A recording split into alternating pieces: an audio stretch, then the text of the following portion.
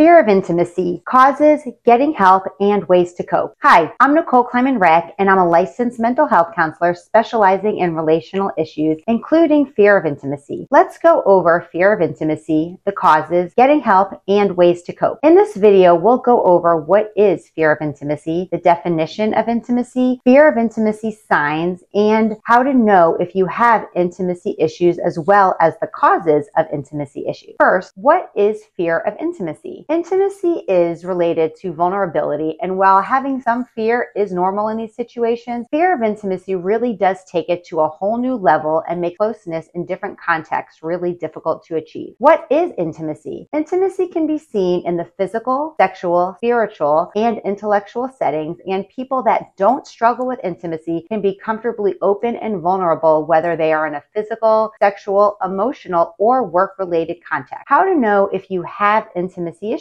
Well, every relationship goes through intimacy ups and downs. There are some things to look out for which may indicate deeper intimacy issues. Here are some signs that you actually have a fear of intimacy. You do not trust your partner. You and your partner have issues communicating. You are not emotionally available and do not share important life topics. You are unable to share your desires in the bedroom. You are avoidant of any surprises in the bedroom and like to have physical intimacy planned. Also, you might avoid physical contact. You tend to self-sabotage due to trauma or adverse childhood experiences. So what causes intimacy issues? Someone might have a fear of intimacy because they're afraid of being abandoned, afraid of losing themselves in the relationship, or because of trauma in a past relationship. Some specific fears around intimacy can be caused by the fear of being seen. It can be scary to show oneself accurately because the risk is high and there's no guarantee of acceptance. This is completely non-pathological and even might be logical in terms of a risk-reward ratio. People with this fear likely show just the good parts of themselves, and the price, however, is knowing that the validation they receive is inauthentic and usually does not feel satisfying. This can also be a subtle factor involved in cheating and within committed relationships. Fear of abandonment. Fear of abandonment often develops out of those deep-rooted childhood wounds. There is a sense that the person you love can leave you at any time and for very little reason. So one's avoidance of closeness is the way that they cope. This fear is also often seen with borderline personality disorder and typically results in a more chaotic search for intimacy. Fear of engulfment. This is the fear that if I reveal myself, I lose myself. The fear is that in being vulnerable, I will lose control of who I am. It's the thought that I'm giving too much of myself to someone else, and that's frightening.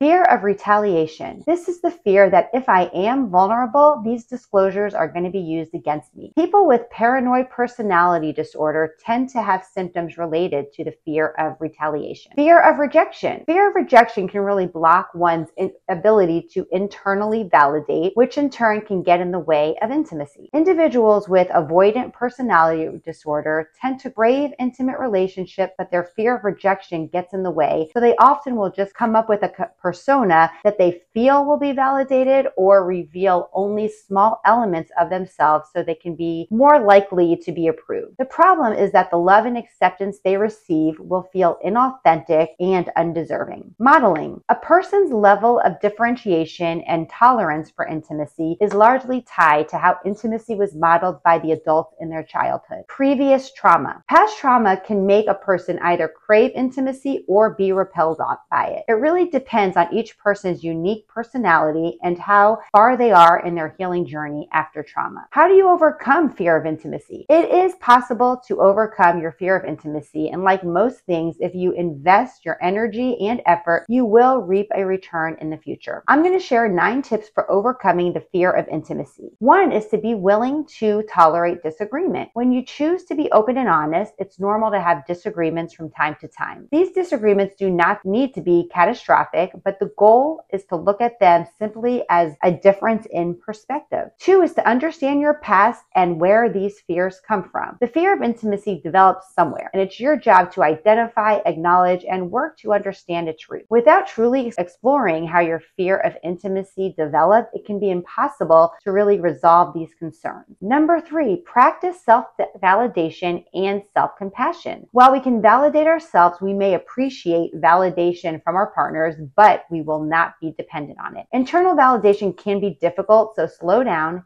get curious, and reflect on the reasons you have to be proud of yourself. When we're proud of how we handle ourselves in situations, self-validation is much easier. Number 4 is to value truth and accuracy over validation. People who want intimacy in relationships desire receiving validation for presenting themselves in a way that is true and authentic. Number 5 is don't demand reciprocation. Waiting for intimacy from your partner is just disempowering, and you might be waiting a really long time. So instead, model the level of intimacy that you want in your relationship, but don't demand it. Number 6 is to be honest with yourself and evaluate frequently. Intimacy starts with you, and one of your ways to build intimacy with yourself is through self-confrontation. Who do you want to be in your relationships, whether as a son, a daughter, a parent, or a partner? Are you able to validate yourself for who you are in these relationships? A little self-reflection really does go a long way in many areas of life, including intimacy. Number 7, monitor your inner dialogue and any negative self-talk. Is your self-talk negative, and are your perceptions faulty? If so, you could be increasing your fears rather than calming the situation. Self-talk directly influences your feelings and behaviors, so making adjustments can definitely make you much more comfortable in your relationship. Number 8 is to learn from successful friendship, right?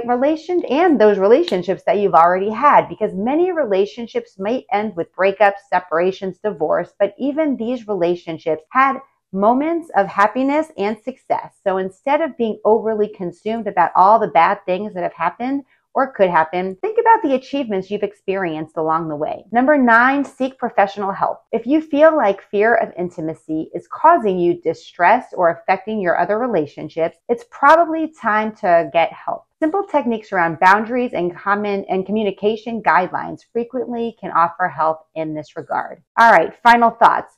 Most therapies can help you with the struggles of maintaining healthy relationships, such as boundary setting, assertiveness, and communication. To tackle core relationship dilemmas, such as those that are lifelong and long-standing, I suggest seeking an individual or couples therapist who specializes in relationship concerns as a core element of their practice. We've linked some valuable resources in the description and comments below that can help you find a therapist, a psychiatrist, and other really useful tools. So check them out.